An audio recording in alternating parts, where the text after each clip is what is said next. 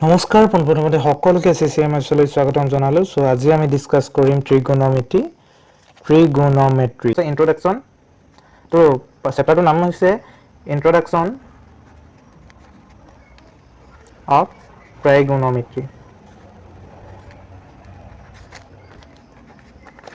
ট্ৰাইগোনোমেট্ৰি ঠিক আছে অৰ্থাৎ আসামিজৰ মতে কি হ'ব ত্ৰিকোণমিতিৰ পৰিচয় ত্ৰিকোণমিতিৰ পৰিচয় মই হ্যান্ডৰাইটিং গুড নহয় দি সো বুজি নাপালে কবা ত্ৰিকোণমিতিৰ পৰিচয় ঠিক আছে এতিয়া আমি সকলোখিনি বুজাৰ আগত ফাৰ্স্ট নামটোৰ পৰা আমি কেইটামান বস্তু জানিব পাৰো হয়নে এটা চোৱা আসামিজ ওয়াৰ্ডটো ফাৰ্স্ট লইছ আমি যিহেতু খাটি অসমীয়া নহয় জানো গতিকে জয় অসম বুলি গৈ আমি ফাৰ্স্ট অসমীয়া শব্দটোকে চাইছো ঠিক আছে ত্ৰিকোণমিতি ঠিক আছে এটা আমি ইয়াত ত্ৰিকোণমিতি বুলি আমি চেপ্টাৰটো পোৱা নাই কিন্তু চেপ্টাৰটোতে প্ৰথমে মনত ৰাখা কি কৈছে ত্ৰিকোণমিতিৰ পৰিচয় অৰ্থাৎ ইন্ট্ৰোডাকশন কৈছে অলৰেডি আমি ত্ৰিকোণমিতিৰ ওপৰত ইন্ট্ৰোডাকশনটোহে আমি এই চেপ্টাৰটোত ল'ব লাগিব ইয়াক বিতংভাৱে জানিবলৈ আমি হায়াৰ ক্লাছত পাম হয়নে গতিকে ত্ৰিকোণমিতিটো এতিয়াই চাই লোৱাটো ইম্পৰ্টেন্ট ঠিক আছে এটা ত্ৰিকোণমিতি চোৱা ত্ৰিকোণমিতিত কেইটামান বস্তু পাওঁ আমি হেকিটা পোৱাৰ আগত মই নাম কিটাৰ পৰা দুটা বস্তু দেখাই ল'ব বিচাৰিছো এটা ত্ৰিকোণমিতি নামটো শুনাৰ মতে আমাক কেনেকুৱা লাগিছে ত্ৰিকোণমিতি ইয়াত তিনিটা ওয়াৰ্ড আছে হয়নে ট্ৰি দ্যাট মিন্স ট্ৰি অৰ্থাৎ তিনিটা ট্ৰি আমি সদায় কওঁ ত্ৰিভুজ বুলি নকওঁ জানো ত্ৰিভুজ এতিয়া তিনিটা ভুজ থকাকে ত্ৰিভুজ বুলি কয় গতিকে ত্ৰিভুজ ঠিক তেনে ধৰণে ট্ৰি মানে তিনি কোণ মানে কি এংগল ইংলিছতে কৈ দিছো আসামিজ ওয়াৰ্ড সো কি হয় কোণ হয়নে তিনিটা কোণৰ মিতি জোখ বা মাপ তিনিটা কোণৰ কি হয় মাপ গতিকে তিনিটা কোণৰ যেটো আমি মাপ উলিয়াম হেতে হ'ব ইয়াত ত্ৰিকোণমিতি আৰু আসামিজ ইংলিছৰ মতে যদি চাও তেন্তে ট্ৰাই মানে মই আকৌ কৈছো তিনি ট্ৰি গুণ মানে হৈছে ইয়াত আমি ইয়াত কোণ পাইছিলো ইয়াত গুণ অৰ্থাৎ ইয়াত সাইড দ্যাট মিন্স বাহু ঠিক আছে মেট্ৰি মিতি সেম গতিকে এটো হ'ব মাপ বা জোখ ঠিক আছে এতিয়া আমি ইয়াত অৰ্থাৎ আমি ইংলিশ আৰু অসমীয়া ওয়াৰ্ড দুইটা যদি চাও তেতিয়াহলে আমি ইয়াত দুটা বস্তু ডিসকাস কৰিব লাগিব যে তিনিটা বাহুৰ মাপ আৰু তিনিটা কোণৰ মাপৰ ওপৰত ডিসকাস কৰিব লাগিব ঠিক আছে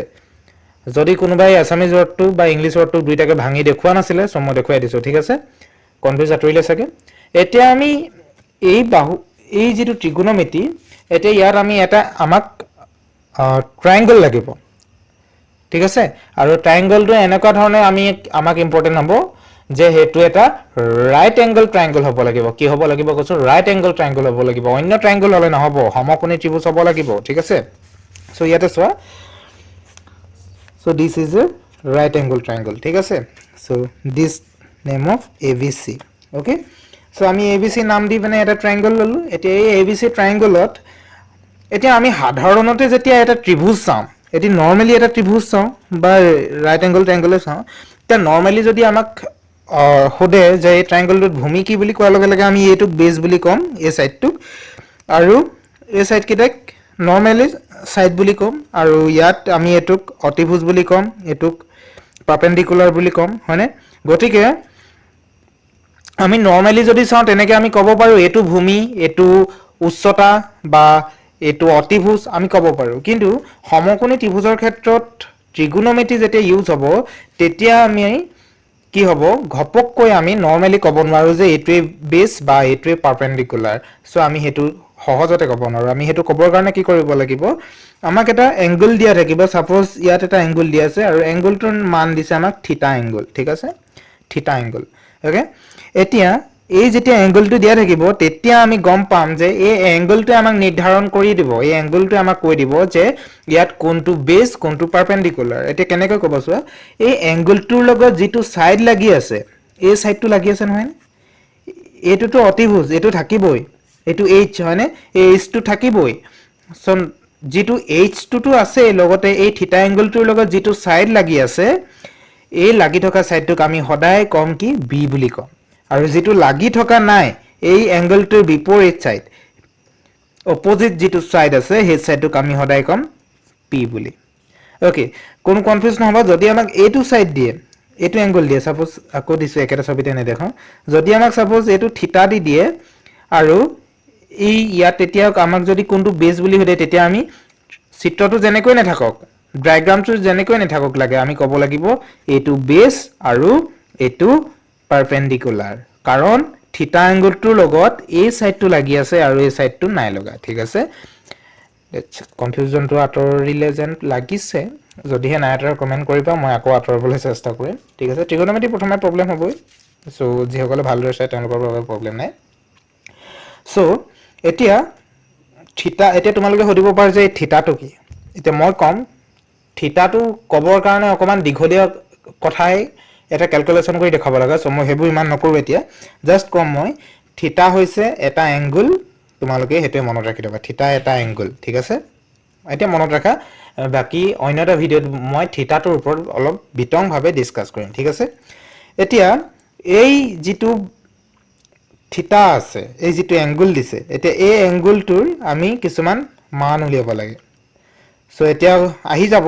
থিটা মানে কি এতিয়াই মেইন কেছটো ওলাব থিটা মানে হৈছে আমাক যেটো থিটা দিব সেই থিটাত আমি কিছুমান মান উলিয়াব লাগিব ভ্যালু উলিয়াব লাগিব যিবোৰ অনুপাত বুলি কম ঠিক আছে সো কৰি গলে বুজি পাবা এতিয়া মই নিজেই ক'বলৈ অসুবিধা হৈছে তোমালোকক কেনেকৈ কম ঠিক আছে ওকে ষ্টাৰ্ট কৰিছো এতিয়া আমি সাপোজ এটা এংগল লৈছো এতিয়া এই ফাৰ্স্ট এটা ট্ৰায়াঙ্গল লৈ লৈছো এংগলটোৰ ওপৰত পিছত ডিসকাস কৰিম ফাৰ্স্ট এটা ট্ৰায়াঙ্গল লৈ লৈছো ABC এতিয়া এই ট্ৰায়াঙ্গলটোত সাপোজ মই কৈছো যে এই বাহুটোৰ মান 2 সেমি আৰু এই বাহুটোৰ মান সাপোজ 1 দিছো ঠিক আছে 1 সেমি ইজি হ'ব না ইজি বুলব লাগে ঠিক আছে 1 সেমি এতিয়া আমাক খুদিব পাৰে যে ইয়াত থিটা এংগল কিমান এতিয়া এই এংগলটো উলিয়াবৰ কাৰণে আমি ইয়াত কিছুমান বস্তু জানিব লাগিব ঠিক আছে আমি নৰমালি যদি আমাক কলেতেন এই BC বাহুটোৰ মান কিমান আমি তেতিয়া ইয়াত কি কৰিলেতেন পাইথাগোৰাছৰ থিওৰিয়াম ইউজ কৰি আমি এই বাহুটো উলিয়াই দিলেতেন এতিয়া আমাক বাহু খুদা নাই আমাক খুদিছে এংগল এতিয়া ট্ৰিগোনোমেট্ৰিত অনলি এংগলটো খুদিব ঠিক আছে গতিকে এইবোৰ কৰিবৰ কাৰণে আমাক কিছুমান নাম দিছে নামবোৰ হৈছে কি sin থিটা cos থিটা sin cos tan theta cot theta sec theta and cosec theta ঠিক আছে এতিয়া তোমালোকক কিন্তু বুকত উল্টাকে লিখি দিব হা বুকত মানে অলপ বেলেগকে লিখি দিব আগা পিছা হৈ থাকিব সো মই আগা পিছা নহয় এটা ট্ৰিকত লিখি দিছো সকলো বিলাক স্কুলতে টিচাৰবোৰে হেতুৱে কৰি দিয়ে যে এনেকে মানে এনেকে ওচৰা ওচৰিকে এতিয়া মই এই চিনটো কিয় দিছো তোমালোকে লাহে লাহে বুজি পাবা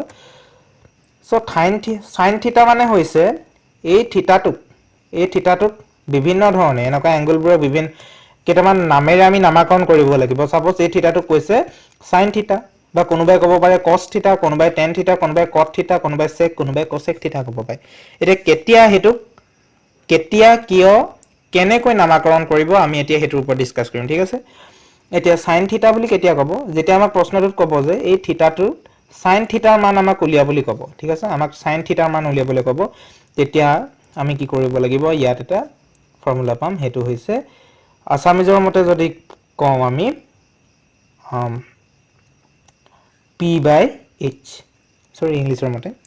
আৰু অসমীয়াৰ মতে বুলি ক'বলৈ গ'লে পাৰপেণ্ডিকুলাৰ হলে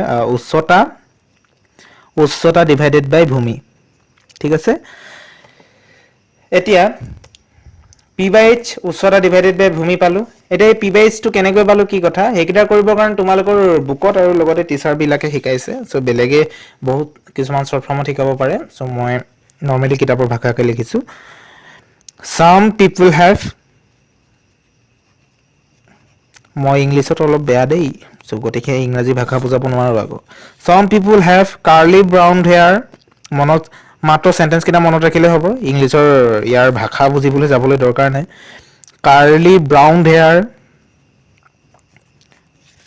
ইংলিছৰ হেণ্ডৰাইটিংও বেয়া মোৰ ইংলিছত মই বহুতেই বেয়া গতিকে তোমালোকে বেয়া নাপাবা turn permanently পিছত মই wordটো লিখো black okay turn permanently black তো এতিয়া এই যেতিয়া ৱৰ্ড চেণ্টেঞ্চকেইটা মনত ৰাখিবা, some people have curly brown hair turn permanently black, চেণ্টেঞ্চকেইটা মনত ৰখাৰ লগে লগে কি আহিব যে এছ মিনছ চাইন, পি আগত আছে, গতিকে ভগ্নাংশৰ ওপৰত পি বহিব, তলত বহিব H have. Curly brown hair cos B by H, turn permanently black tan theta, that means tan theta, T means tan theta, P by B. এতিয়া এই তিনিটা চেণ্টেঞ্চ মনত ৰখাৰ লগে লগে কি কি আহিব চোৱা। some people have এইটো এইচ দেই, এইচ হ'লে অতিভুজ হ'ব, উচ্চতা বাই অতিভুজ। Cos curly brown hair tan turn permanently black. এতিয়া যেতিয়া তিনিটা মনত ৰাখিবা তেতিয়া টেনৰ উল্টা এইটো কট হৈ যাব, অ'কে। গতিকে বি বাই কি হ'ব, পি হ'ব। চেক থিটাৰ উল্টা হৈছে কছ থিটা, ডেট মিনছ কছ থিটাৰ উল্টা চেক থিটা, গতিকে কি হ'ব, কছ থিটা আছিলে যদি বি বাই এইচ, তেতিয়াহ'লে এইটো হৈ যাব এইচ বাই বি, আৰু কছেক থিটাটো হৈ যাব চাইনৰ উল্টা, গতিকে এইচ বাই পি, অ'কে। এতিয়া তোমালোকে ভাবিছা চাগে এইবোৰনো কি ভগ্নাংশ শিকাই আছে, কি থিতা কৈ আছে, কি কৈ আছে। এতিয়া এই ভগ্নাংশবিলাক বেলেগ একো নহয়, এই যিটো কোণ কৈছোঁ এই চাইন থিতা, এতিয়া এই থিতাটো উলিয়াবৰ কাৰণে আমি সেই ত্ৰিভুজটোৰ বাহুৰ অনুপাতবিলাক আমাক প্ৰয়োজন হ'ব, ঠিক আছে। অ'কে, আমি বেছি ডিছকাছ নকৰোঁ, আজি আমি এই ভিডিঅ'টো আমি ইমানতেই সমাপ্ত কৰিছোঁ, আৰু আমি ইয়াত যিটো নেক্সট পাৰ্ট আহি আছে মনত ৰাখিবা, ট্ৰিগনোমেট্ৰিৰ পাৰ্ট 1 পাৰ্ট 2কে আমি বহুতকেইটা পাৰ্ট দিব লাগিব, গতিকে ফাৰ্ষ্ট পাৰ্টটোত আজি জাষ্ট ইণ্ট্ৰডাকশ্যন ল'লোঁ এইখিনিৰ বিষয়ে। এতিয়া নেক্সট পাৰ্টটোত আমি ইয়াত কেনেধৰণে অংক কৰিব লাগে সেইখিনিৰ ওপৰত ডিছকাছ কৰিম, ঠিক আছে। এইখিনি মনত ৰাখি ল'বা হা।